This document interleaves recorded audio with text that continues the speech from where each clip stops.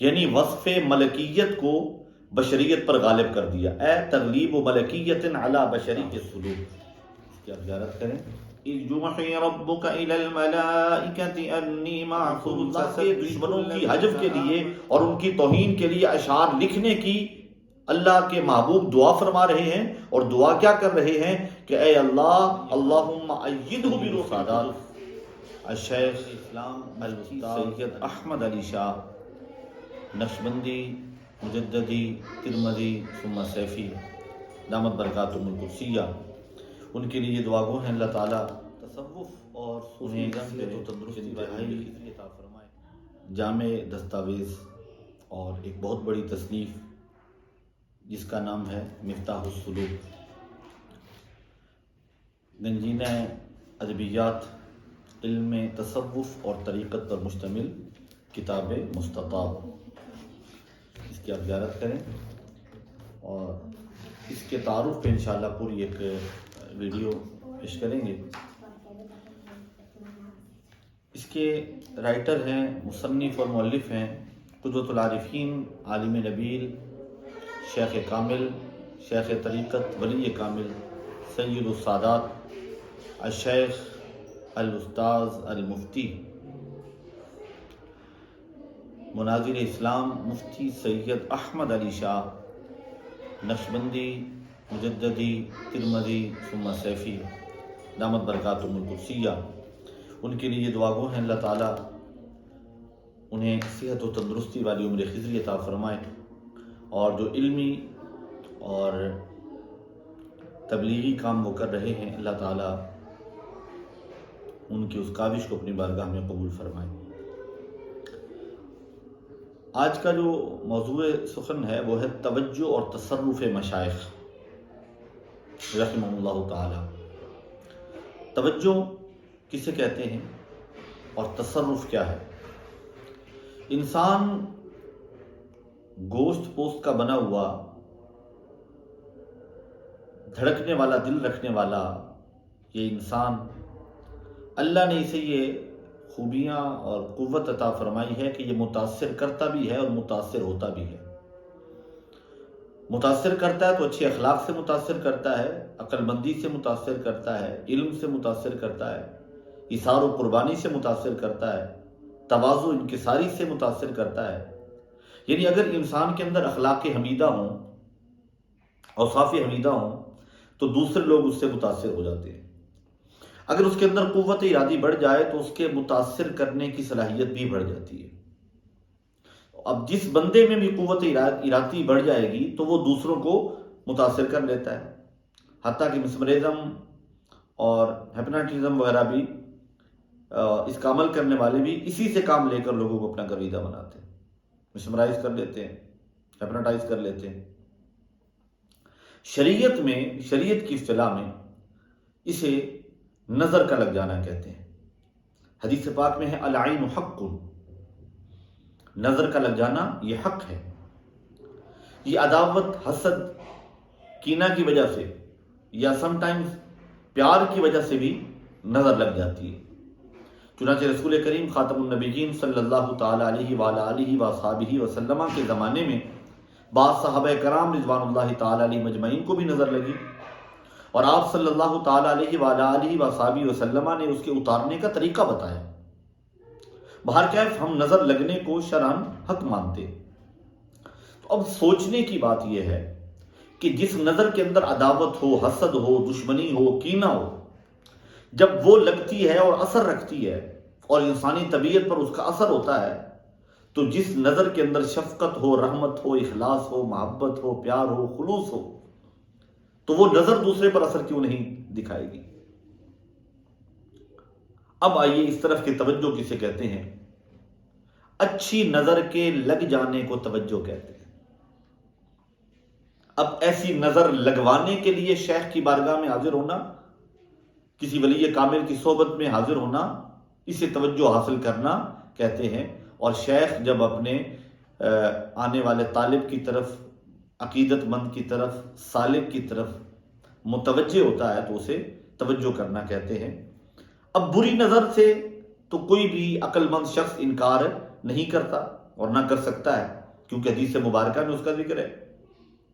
امام ابن کثیر نے نظر لگنے کے متعلق اور نظر کے حق ہونے کے متعلق 25 احادیث اور روایات ذکر کی ہیں، 25 احادیث اور روایات ذکر فرمائی ہیں کہ اللہ والوں کی صحبت میں بیٹھ کر بندے کے دل پر جو اثر ہوتا ہے، یہ اثر اصل میں ان کی توجہ ہوتی ہے۔ اسی وجہ سے سالک اور مرید نیک بننے اور گناہ چھوڑنے کی کوشش کرتا ہے۔ یہ حدیث پاک سے بھی ثابت ہے۔ چنانچہ نبی کریم صلی اللہ تعالی علیہ وآلہ وصحبہ وسلم کی توجہ نقطہ کمال پر تھی، نقطہ عروج پر تھی، یعنی اگر کسی ایک شخص پر ایک بار نظر رحمت پڑتی تو اسے دھو کر پاک اور صاف بنا دیتے تھے۔ اور یہ اللہ نے قرآن میں محبوب علیہ الصلوۃ والسلام کا یہ وصف بیان کیا ہے، وَيُزَكِّيهِمْ، کہ یہ صرف تعلیم کتاب نہیں دیتے بلکہ تعلیم کتاب کے ساتھ یہ تزکیہ بھی فرماتے ہیں، پاک اور صاف بھی کرتے ہیں اور نگاہ سے پاک و صاف فرماتے ہیں۔ اور آپ صلی اللہ تعالی علیہ وآلہ آلہ وصحبہ وسلم کی ایک صحبت، ایک نگاہ رحمت دل کی کایا پلٹ کر رکھ دیتی تھی۔ لوگ مردہ آتے تھے، مسیحا بن کر لوٹتے تھے۔ اب اہل طریقت، اہل تصوف، صوفیاء کرام اسی فیضان نبوت کے ذریعے سالکین کے دل پر ان کی اصلاح کے لیے اثر ڈالتے ہیں۔ تصوف اور سلوک، صوفیزم، درویشی، یہ القائی اور انعکاسی عمل ہے۔ اس لیے اس راہ پر چلنے اور حصول ترقی کے لیے دو چیزیں انتہائی ضروری ہیں، ایک صحبت شیخ اور دوسرا محبت شیخ۔ یہ دو چیزیں اشد ضروری ہیں، اور شیخ سے، مرشد سے اخذ فیض اور حصول توجہ کے لیے اعتماد علی الشیخ نہایت ضروری ہے، یعنی اپنا جو اعتماد ہے وہ شیخ کی ذات پر رہے۔ توجہ، تصرف، ہمت اور جمع خاطر، یہ کتنی الفاظ ہو گئے؟ 4 اصطلاحات ہو گئی۔ توجہ، تصرف، ہمت اور جمع خاطر، اس سلسلے کی خاص اصطلاحات ہیں، اور ان کا ماخذ کتاب الہی ہے، قرآن مقدس ہے، قرآن پاک ہے۔ قرآن مقدس کی سورۃ البقرہ کی آیت نمبر 87 نمبر آیا، خالق کائنات نے ارشاد فرمایا، قال اللہ تبارک و تعالی فی الکلام المجید، وَآتَيْنَا عِيسَى ابْنَ مَرْيَمَ الْبَيِّنَاتِ وَأَيَّدْنَاهُ بِرُوحِ الْقُدُسِ، اور ہم نے عیسیٰ ابن مریم کو واضح نشانی عطا فرمائی، اور ہم نے عیسیٰ علیہ السلام کی تائید پاک روح سے کی، ایدناہ، ہم نے تائید فرمائی، کس کی؟ عیسیٰ علیہ السلام کی۔ یہ ہو ضمیر جو ہے اس کا مرجع عیسیٰ علیہ السلام ہے، جس کی طرف یہ لوٹ رہی ہے۔ بروح القدس، پاک روح، یعنی وصف ملکیت کو بشریت پر غالب کر دیا۔ اے تغلیب ملکیت علی بشریت، تفسیر الرحمن میں اس آیت کے تحت وہ کیا لکھتے ہیں سمجھانے کے لیے اس کی تفسیر میں، اے تغلیب ملکیت علی بشریہ، علی بشریت، یعنی وصف ملکیت کو غالب کر دینا بشریت پر۔ کیسے تائید فرمائی روح القدس کے ذریعے؟ کہ وصف بشریت پر وصف ملکیت کو غالب کر دیا۔ ہوا کیا پھر؟ حدیث نبوی سے اسی حقیقت کی تائید ہوتی ہے، صحیح مسلم شریف کے حدیث پاک ہے، اور یہ باب ہے فضائل و حسان بن ثابت رضی اللہ تعالیٰ عنہ۔ نبی کریم صلی اللہ علیہ وسلم نے ارشاد فرمایا، قال النبی صلی اللہ تعالیٰ علیہ وعلی آلہ واصحابہ وسلم، اللہم ایدہ بروح القدس حضور نبی کریم صلی اللہ تعالی علیہ وسلم نے حضرت حسان بن ثابت کے حق میں دعا کی، اے اللہ حسان کی مدد پاک روح سے فرما، یعنی جبریل علیہ السلام سے۔ اب اس آیت مبارکہ سے جو ابھی ہم نے تلاوت کرنے کا شرف حاصل کیا، اور وہی حدیث پاک، ان دونوں سے تائید اور تاثیر باطنی ثابت ہو رہی ہے۔ حضرت عیسیٰ علیہ السلام میں تائید باطنی کیسے ظاہر ہوئی کہ اوصاف ملکیہ سے متصف ہوئے اور ملائکہ کی دنیا میں جا آباد ہوئے۔ قرآن پاک میں اللہ تعالیٰ ارشاد فرماتا ہے، ما قتلوہ وما صلبوہ ولکن شبہ لہم بل رفعہ اللہ الیہ، نہ وہ قتل ہوئے نہ انہیں صلیب پر چڑھایا گیا، بلکہ ان کو جو ہے نا وہ تشابہ لگا اور ان پر وہ چیز مشتبہ ہو گئی۔ الحقیقت میں اللہ تعالیٰ نے وما قتلوہ یقینا بل رفعہ اللہ الیہ، وہ یقینی طور پہ قتل نہیں ہوئے، شہید نہیں کیے گئے، بلکہ انہیں اللہ نے آسمانوں کی طرف اٹھا لیا، آسمانوں میں فرشتوں کے ساتھ جا ملے، ملائکہ کی دنیا میں جا آباد ہوئے۔ کیوں؟ کیونکہ وصف بشریت پر وصف ملکیت غالب آ گیا، اور وحی کی تفسیر سے یہ بات ثابت ہوئی کہ حضرت حسان بن ثابت رضی اللہ تعالیٰ عنہ کی تائید سے یقیناً تائید باطنی مراد ہے۔ حضور نبی اکرم صلی اللہ تعالیٰ علیہ وآلہ آلہ وآصحابہ وسلم نے دعا فرمائی کہ اے اللہ حسان بن ثابت رضی اللہ تعالیٰ عنہ کے دل میں جبریل علیہ السلام کے القاء اور الہام سے کفار کی توہین کرنے کی قوت پیدا فرما دے، تاکہ وہ ایسے اشعار کہنے پر قادر ہو جائے جس سے کفار کی حجب ہو اور کفار کی توہین ہو، جو رسول اللہ کے دشمن ہیں۔ اب رسول اللہ کے دشمنوں کی حجب کے لیے اور ان کی توہین کے لیے اشعار لکھنے کی اللہ کے محبوب دعا فرما رہے ہیں، اور دعا کیا کر رہے ہیں کہ اے اللہ اللہم ایدہ بروح القدس، جناب جبریل علیہ السلام کے ذریعے ان کی تائید فرما۔ اب قرآن مجید سے القاء اور تصرف کی چند اور مثالیں ہیں۔ قال اللہ تبارک و تعالی اذ کنتم اعداء فالف بین قلوبکم فاصبحتم بنعمتہ اخوانا، سورہ آل عمران کی آیت نمبر 103 ہے، 103 نمبر آیا سورہ آل عمران کی، سورہ نمبر بھی 3 ہے اور آیت نمبر 103 ہے۔ فرمایا اذ کنتم اعداء، جب تم آپس میں دشمن تھے، فالف بین قلوبکم، تو اس نے تمہارے دلوں میں الفت کو ڈال دیا، محبت کو ڈال دیا، پیار کو پیدا فرما دیا۔ فَأَصْبَحْتُمْ، پس تم ہو گئے بنعمتہ، اس کے فضل اور اس کی نعمت سے، اخواناً، آپس میں بھائی بھائی۔ اور ایک اور مقام پہ قرآن مقدس میں اللہ تعالیٰ نے ارشاد فرمایا، سورۃ الانفال ہے، آیت نمبر 12 ہے، 12 نمبر آیا، فرمایا اِذْ يُوحِي رَبُّكَ إِلَى الْمَلَائِكَةِ أَنِّي مَعَكُمْ فَثَبِّتُوا الَّذِينَ آمَنُوا، جب اے محبوب تمہارا رب فرشتوں کو وحی بھیجتا تھا کہ میں تمہارے ساتھ ہوں، تم مسلمانوں کو ثابت قدم رکھو۔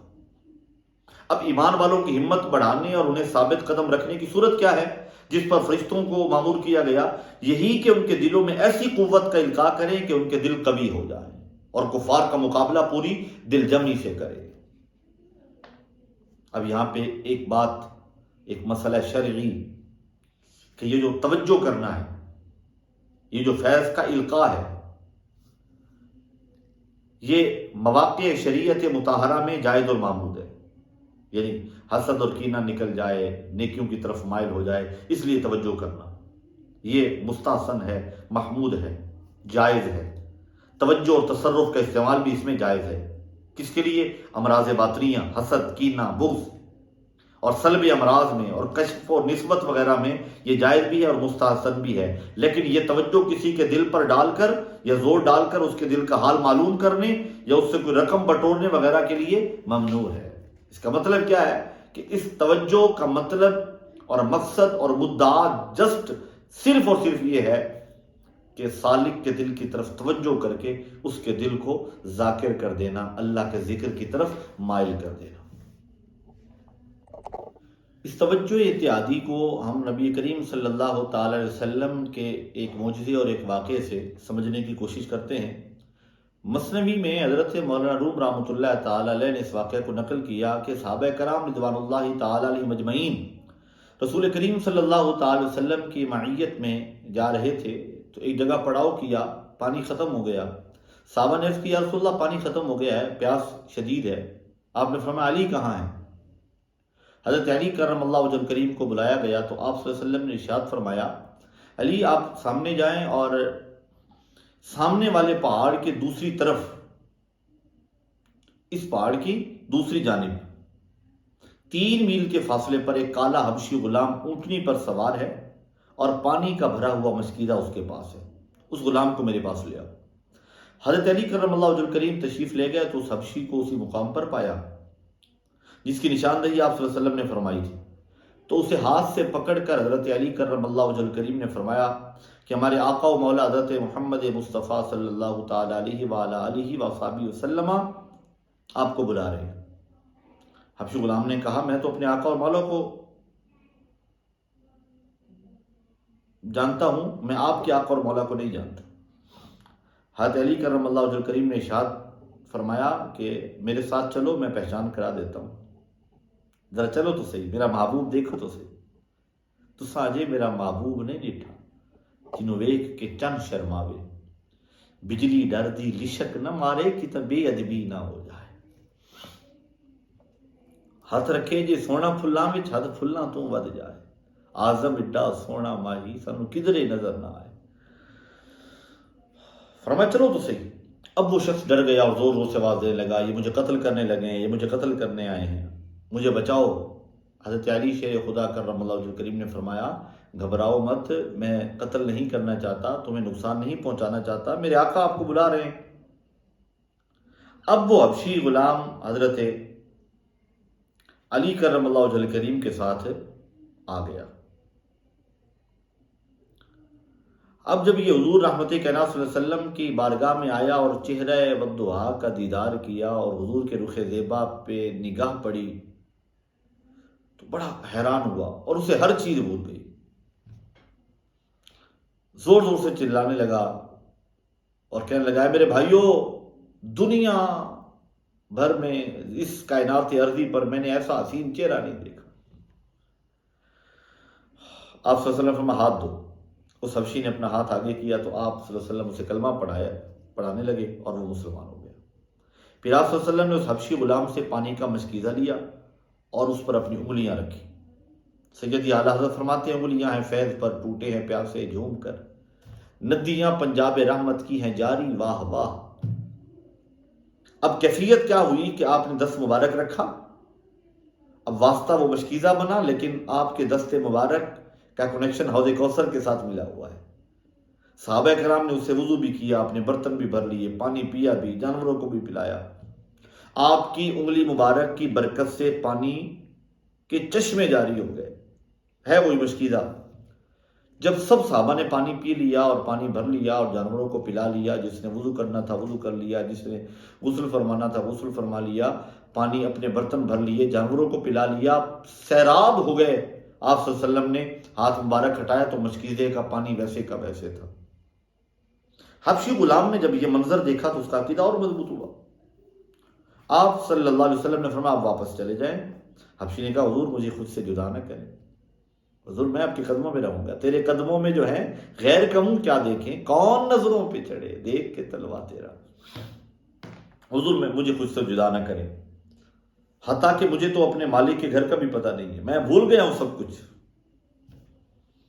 آپ صلی اللہ علیہ وسلم نے اپنی چادر مبارک اس پر ڈالی اور پھر اسے اپنے سینے سے لگایا۔ اب یہ ہے توجہ، یہ ہے توجہ اتحادی، سینہ مبارک سے لگا کر توجہ فرمائی۔ جب حضور رحمت کائنات صلی اللہ تعالی علیہ وآلہ وصحبہ وسلم نے اس سے چادر کو ہٹایا تو اس کالے حبشی غلام کا رنگ تمام بدن سے وہ کالک والا رنگ ختم تھا اور اس کا چہرہ بھی چمک رہا تھا، اس کا پورا جسم چمکدار اور سفید ہو چکا تھا، نورانی ہو چکا تھا۔ صبح طیبہ میں ہوئی بڑھتا ہے باڑا نور کا۔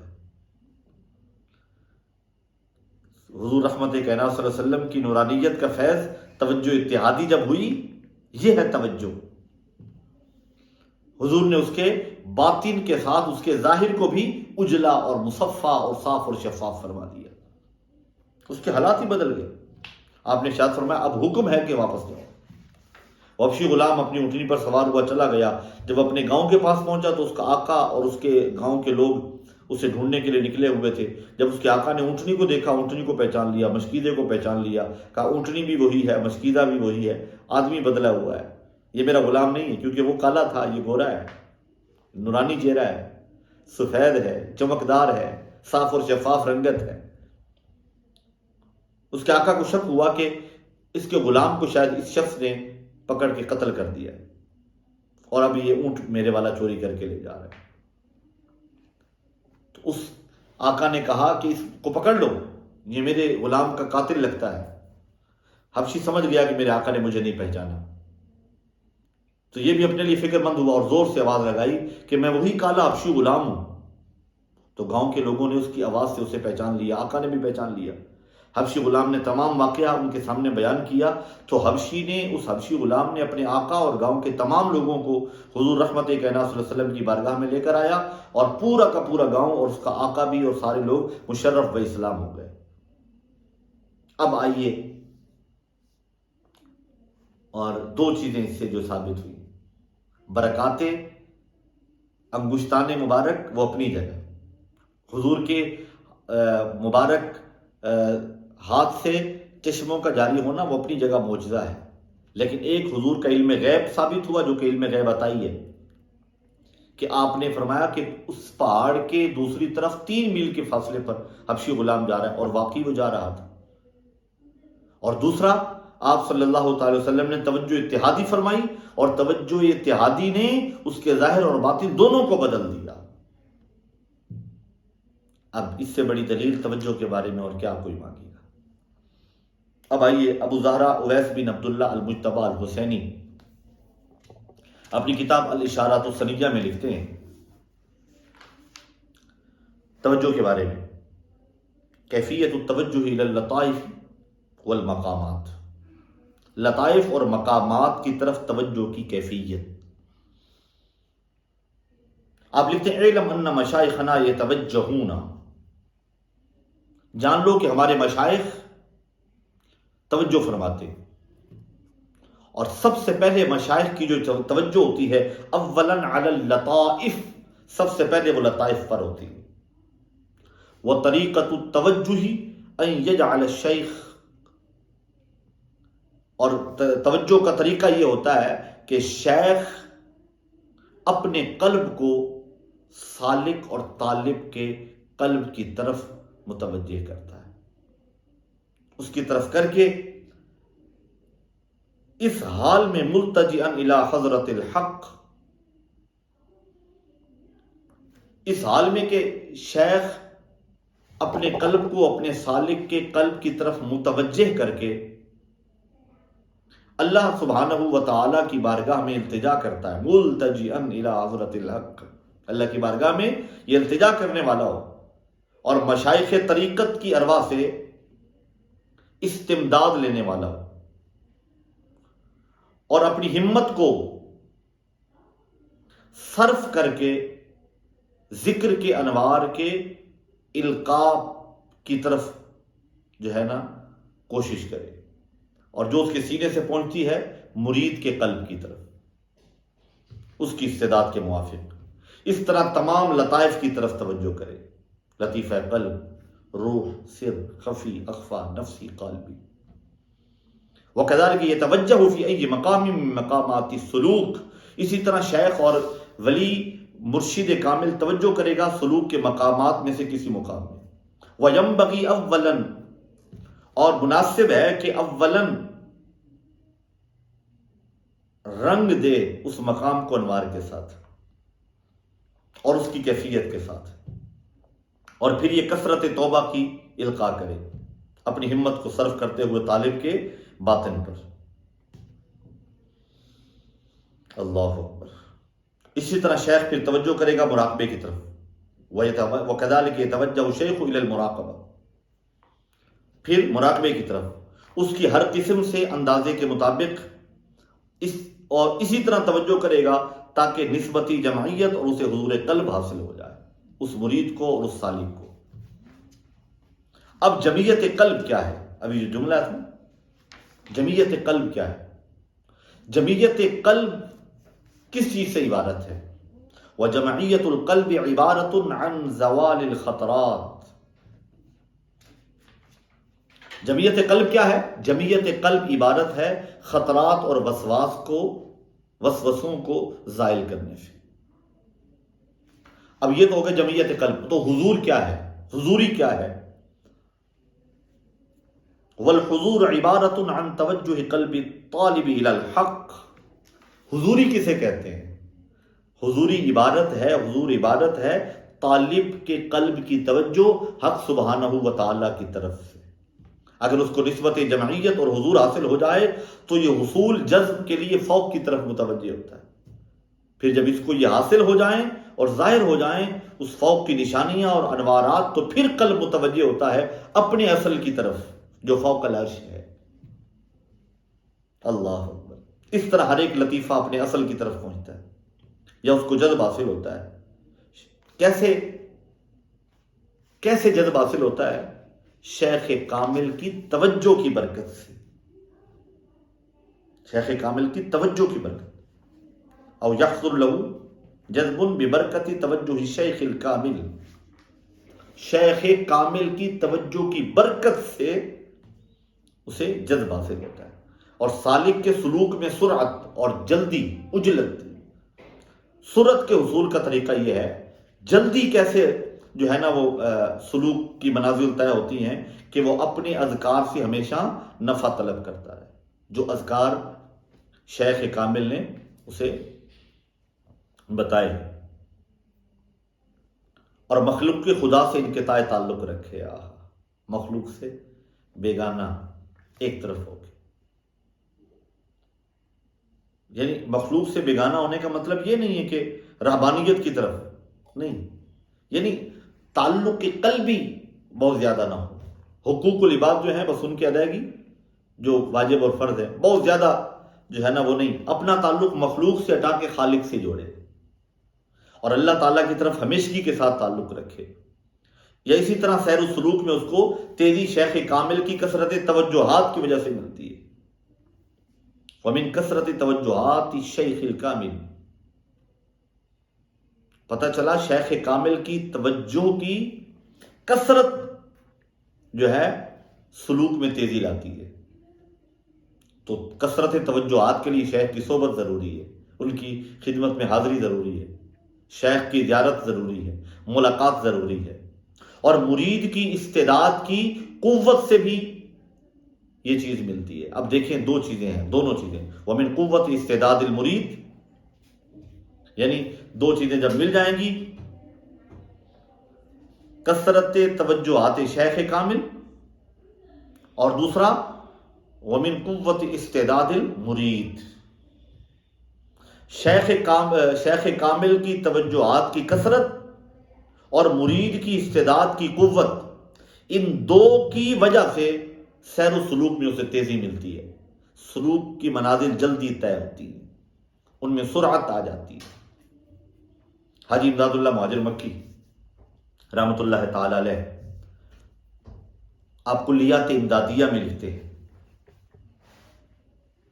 آپ فرماتے ہیں کہ مرشد پہلے خود تمام خیالات سے خالی ہو جائے، توجہ کرنی ہے مرید کی طرف تو کیفیت کیا ہوگی، اور پھر اپنے دل کو اس کے دل کے مقابل کرے، بالکل آمنے سامنے، اور خدا کے اسم ذات کی ضرب اس کے دل پر لگائے، اور یہ خیال کرے کہ موجودہ ذکر کی جو کیفیت ہے یہ میری وجہ سے اس کو حاصل ہو رہی ہے، اور یہ ذکر اس کے دل میں سرایت کر رہا ہے توجہ کرتے ہوئے۔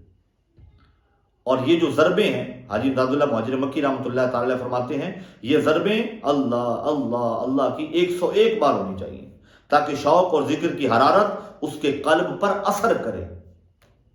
اور یہ جو ضربیں ہوں گی یہ زبان سے نہیں ہے، یہ قلب کی قلب سے ہے، دل کی دل سے ہے، کیونکہ قلب کے مقابل قلب ہے، روح کے مقابل روح ہے، سر کے مقابل سر ہے، خفی کے مقابل لطیفہ خفی ہے، اخفا کے مقابل لطیفہ اخفا ہے، نفسی کے مقابل شیخ کے لطائف کے سامنے مرید کے لطائف۔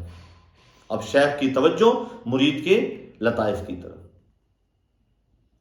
اور اس کا قلب ذکر سے حرکت کرنے لگے، اللہ کے ذکر سے حرکت، اور کبھی ایک ہی توجہ سے قلب ذاکر ہو جاتا ہے۔ بعد ازیں جو ذکر اس کی حیثیت کے مطابق ہو اس کو دینا چاہیے، اور مرید کو مرشد کے بتائے ہوئے اشغال میں مشغول ہونا اور باطنی اسرار کو چھپانا چاہیے، اور لوگوں سے، عام لوگوں سے جو کیفیت ہو وہ اپنے شیخ کو بتائے تاکہ انوار اور اسرار اس کو حاصل ہو جائے۔ آئندہ نشست میں انشاءاللہ مشائخ کے تصرفات اور توجہ کا جو طریقہ ہے اس پر انشاءاللہ العزیز مزید ہماری گفتگو ہوگی۔ اللہ تعالی ہمیں تصوف اور طریقت کو سمجھنے کی اور اللہ والوں کی صحبت اور یا اللہ کی صحبت حاصل کرنے کی کوشش میں لگے رہنے کی توفیق عطا فرمائے۔